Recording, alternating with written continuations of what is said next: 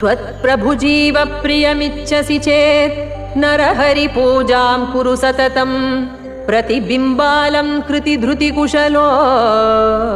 बिम्बालं कृतिमातनुते चेतो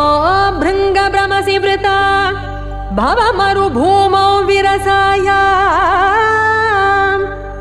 भज भज लक्ष्मी नरसिंह अनगपद सरसिजमकरन्दम्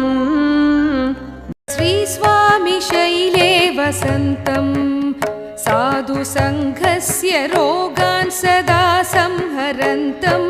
ओंकारतत्त्वं वदन्तं शम्भुकर्णेहसन्तं भजेऽहं शिशुन्तं